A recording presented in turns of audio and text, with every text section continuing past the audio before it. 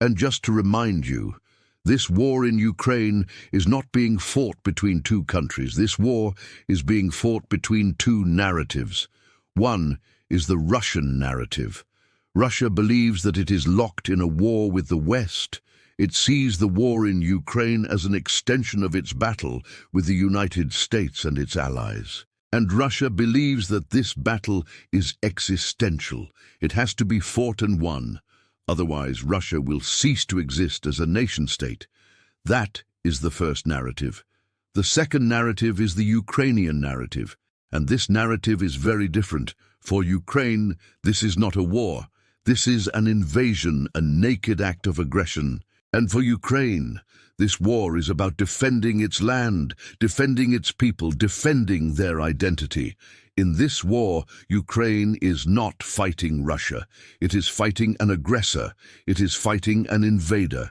These two narratives are so different that they make it very difficult to find common ground, to find a basis for talks, to find a way out of this war. And tonight, we saw yet another reminder of that. Russia's Foreign Minister Sergei Lavrov was in New Delhi. He held talks with India's Foreign Minister S. Jaishankar. Now, these talks lasted for more than 2 hours. It's a long time, 2 hours, which means either the talks were deadlocked or there was no common ground. Either way, the result was clear. No diplomatic breakthrough. Let me tell you what happened during the talks. The Russian Foreign Minister tried to justify the war. He blamed NATO for this war. He blamed the United States for this war. He even blamed Ukraine for this war. Listen to what he said. This war is not the goal. It's not the Russians who have unleashed this war. It is those who provoked us. We don't want this war. But if we are accused of unleashing it, then they are guilty of unleashing it, because it is they who have pushed Ukraine to unleash this war against us. And this is pure sophistry. Think back to the days leading up to the war. What did Russia do?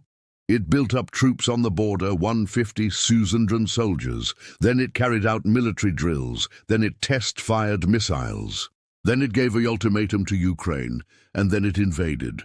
There is no excuse to defend any of this. This was an aggressive war. This was a war of choice, and choices have consequences. Russia made the choice to go to war, and now it must face the consequences. But here's the problem. Russia is not willing to accept the consequences. It wants the world to dance to its tune. It wants the world to accept its narrative. If not, it is ready to keep fighting. And that is why the foreign minister made such reckless statements today.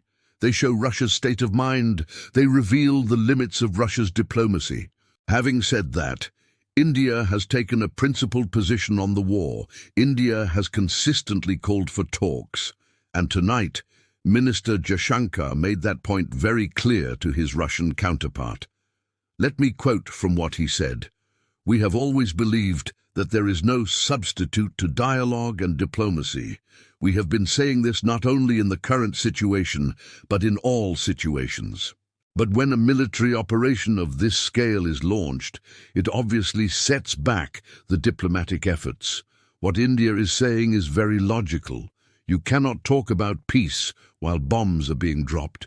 You cannot talk about diplomacy while cities are being bombed.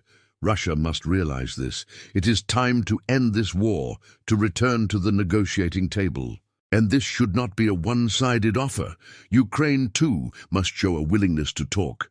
Only then can we hope to end this bloody conflict."